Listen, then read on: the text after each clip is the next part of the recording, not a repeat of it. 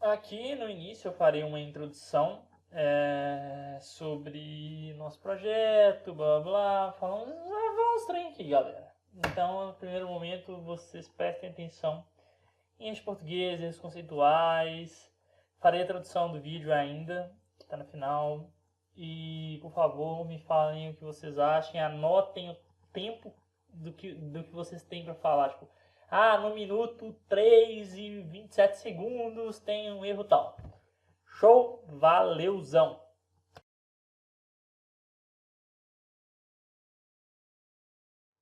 Agora nós abriremos o Aspen. É o modelo Aspen ICES. O Aspen ele possui mais de um tipo, podemos dizer assim, de software, que cada um deles é mais apropriado para determinado tipo de análise que você quer fazer. Agora, essa é a parte inicial do programa. Nós iremos começar um projeto novo.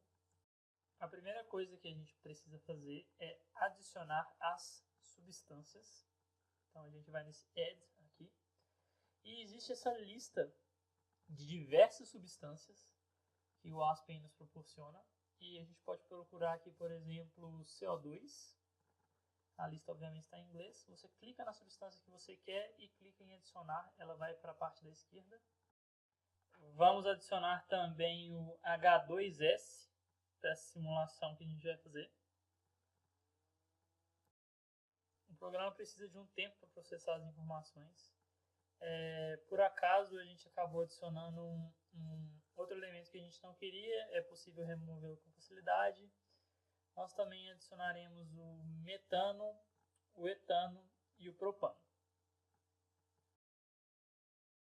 Agora nós iremos escolher os pacotes termodinâmicos. Como podemos ver, temos diversos modelos termodinâmicos aqui. Temos o Uniquark, o Wilson, o NRTL, vários modelos. Temos o Antoine. E para esse nosso exemplo aqui, a gente vai usar o SRK. O modelo SRK ele precisa de alguns fatores que são conhecidos como coeficientes binários. Dentro do próprio pacote do Aspen, esses coeficientes de algumas substâncias estão listadas já. Não são todas as substâncias que existem, não são todas as combinações que eles já têm calculado. Quando não se tem, você precisa achar esses dados experimentalmente. Este é o dashboard de simulação, onde nós escolheremos qual que é o processo unitário que nós vamos utilizar. No nosso exemplo, nós usaremos um destilador flash. Vamos adicionar um fluxo de entrada, que chamaremos de feed, antes de adicionar a operação unitária em si. Vamos então em separadores e adicionaremos o flash. Agora nós precisamos colocar dois fluxos de saída, que são o vapor e o líquido. Esquematicamente um sai por cima e o outro sai por baixo. Também é possível adicionar nomes a cada uma dessas linhas para facilitar visualmente.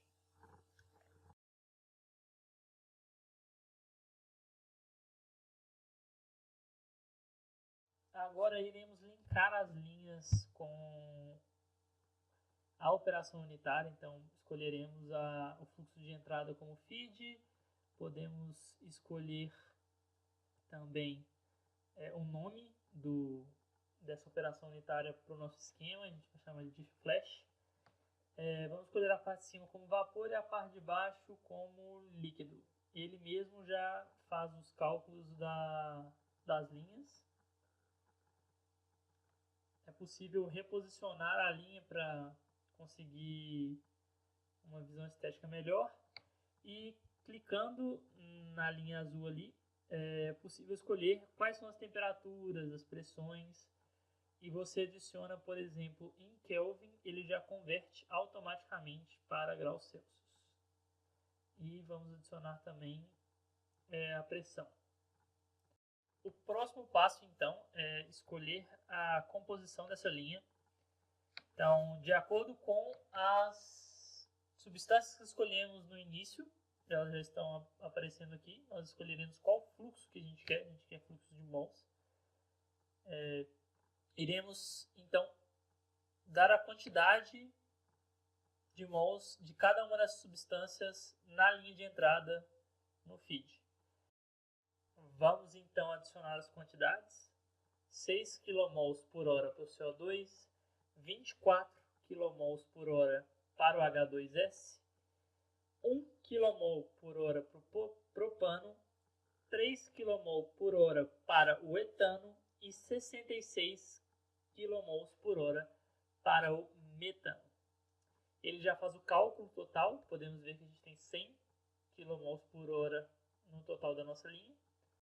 Observe-se a mudança de cor da linha, ela era azul clara e agora passou a ser azul escura, o que fala que o nosso processo está funcionando. Então, nós temos os nossos 100 kmol entrando, uma parte sairá líquido, outra parte sairá vapor. E se pararmos o cursor em cima do nosso processo unitário, poderíamos ver alguns dados, como a temperatura que a gente escolheu e a pressão. Clicando sobre a linha do vapor, a gente pode ir em composição. E de acordo com o modelo termodinâmico que a gente escolheu, a gente obterá um resultado. Nesse caso, vamos observar a quantidade de metano que foi obtida no vapor. Foi 55 kmol por hora na corrente de saída do vapor. Do total de 100 kmol por hora, 64 saíram na forma de vapor. Isso também é calculado pelo software. E o que iremos analisar aqui no aspecto termodinâmico é se escolhêssemos então um pacote termodinâmico diferente. No caso, nós vamos mudar então para Pink-Hobson e o programa ele já fará todas as modificações. Ele dá de novo os coeficientes binários que são diferentes para cada modelo. E nós obteremos então o mesmo processo. Clicamos em Active ali em cima para o processo funcionar. Olhamos que a temperatura e a pressão são as mesmas, a composição do feed é a mesma e vamos no vapor para ver a composição do vapor.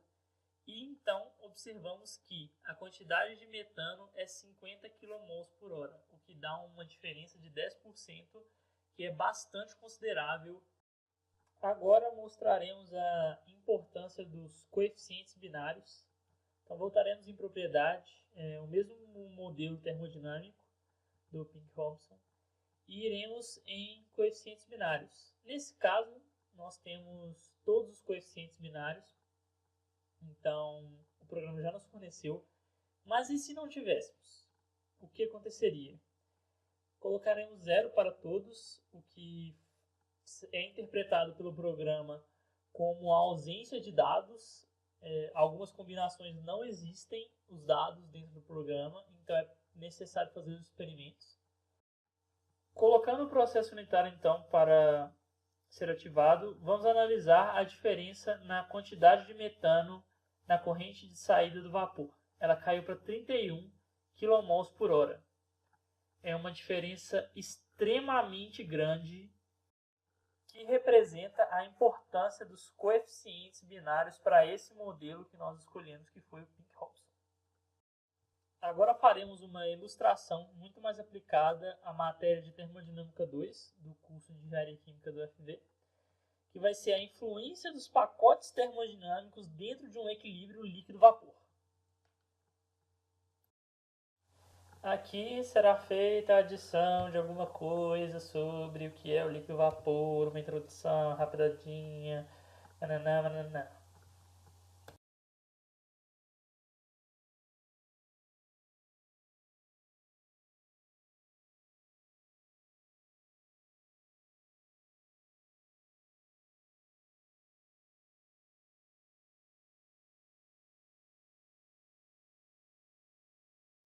Então, faremos um novo projeto dentro do Aspen.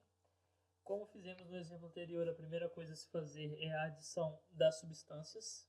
Então, nesse caso, usaremos o etanol e o propano como substâncias a serem analisadas.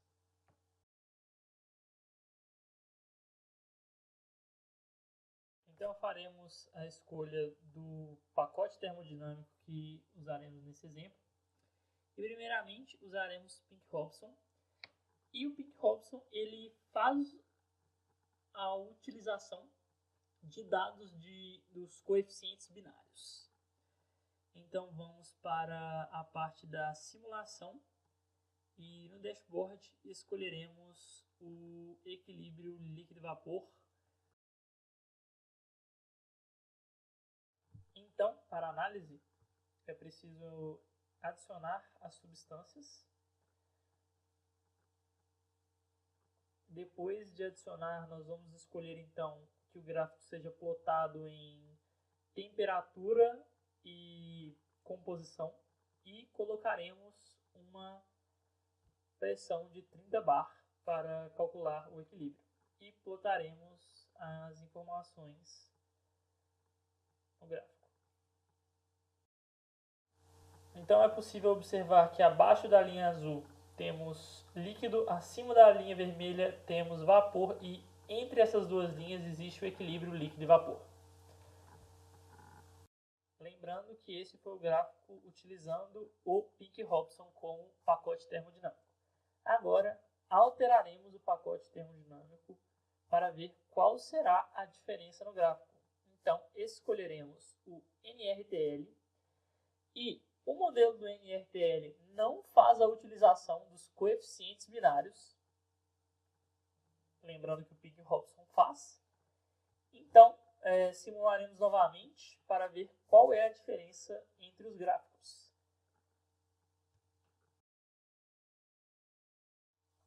Então, apertaremos o plot para colocar os gráficos e podemos observar, então, uma grande diferença no desenho dos dois gráficos, inclusive o modelo termodinâmico do NRTL para esses dois componentes que utilizamos tem uma limitação à composição muito perto do x igual a 1, sendo o x etano.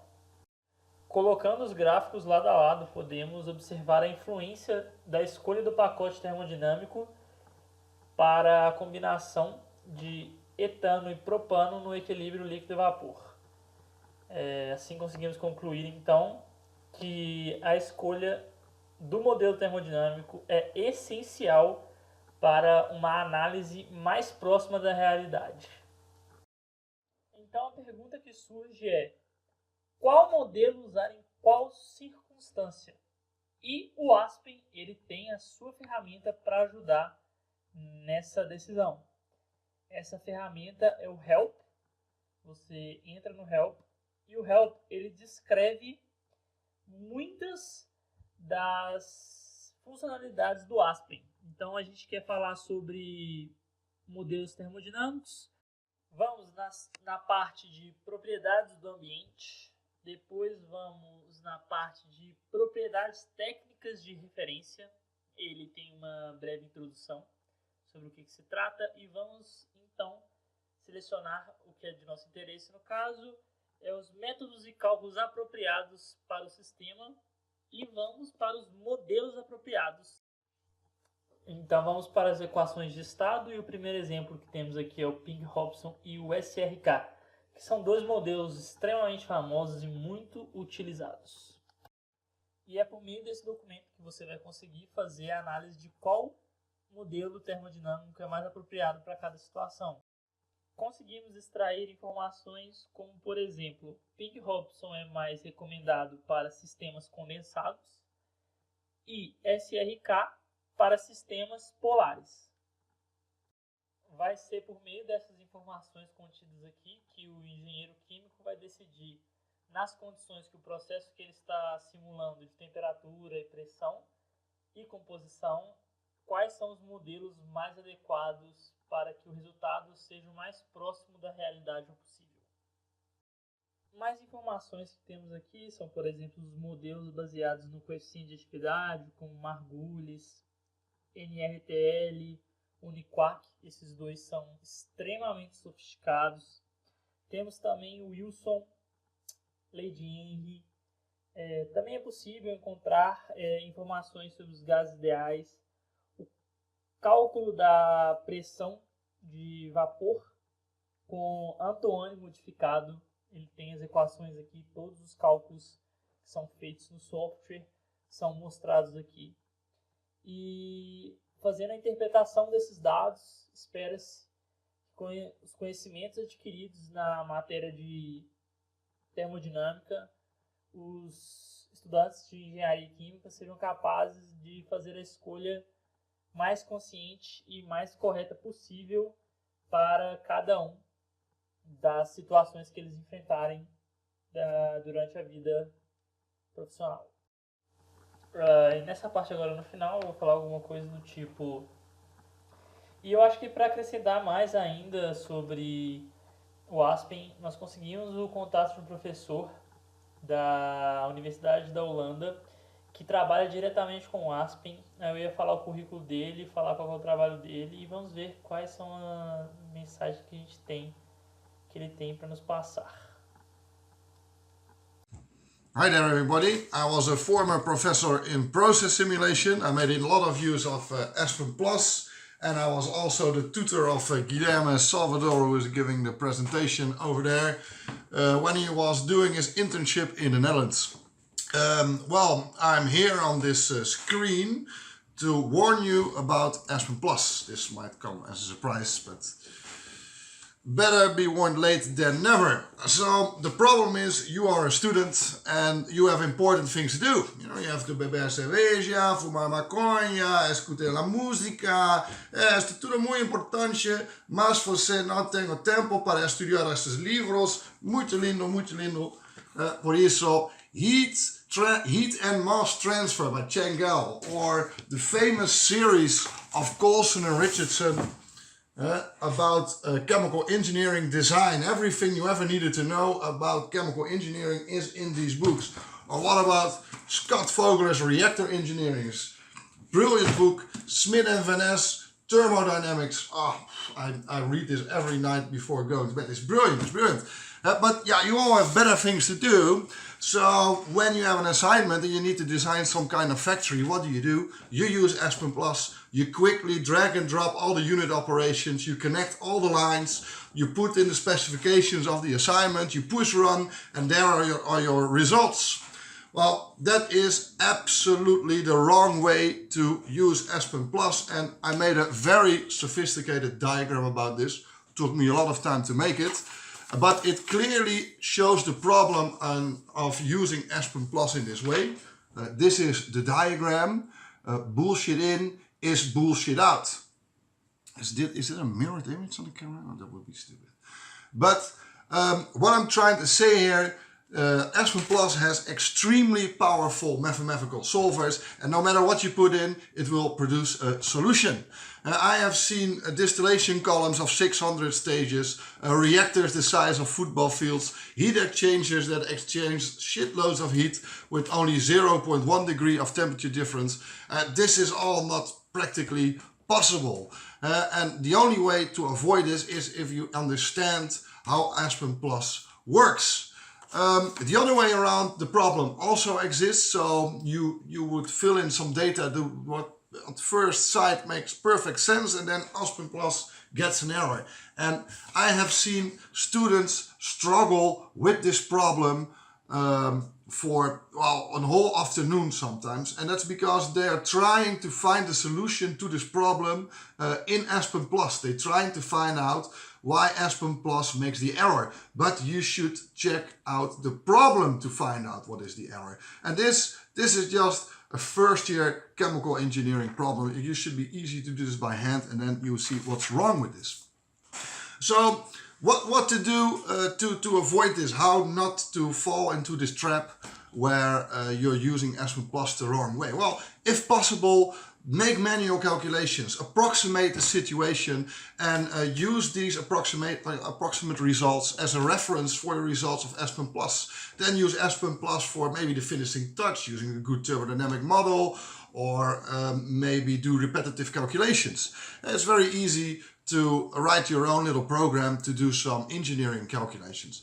Also, and of course use these books with that. What I want to say is, let me look at what I actually want to say. I have to, oh yeah, make extensive use of the help file. Not in the least, make extensive use of the help file. Every unit in Aspen Plus is very thoroughly described in the help file. All the formulas used are explained there. You can find when a unit operation, or a thermodynamic model is applicable.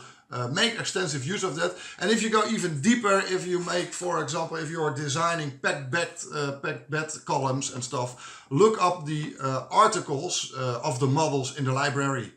Aspen Plus has all the references of their articles in the help file, and you can see in these articles what techniques they use. And finally, and very importantly, choose a correct thermodynamic model. But if everything is working out, Guillermo over there is already talking about that. So I'll skip that part. So in short, message: don't become stupid and lazy. Understand Aspen Plus before you use it. Hasta luego, cariños.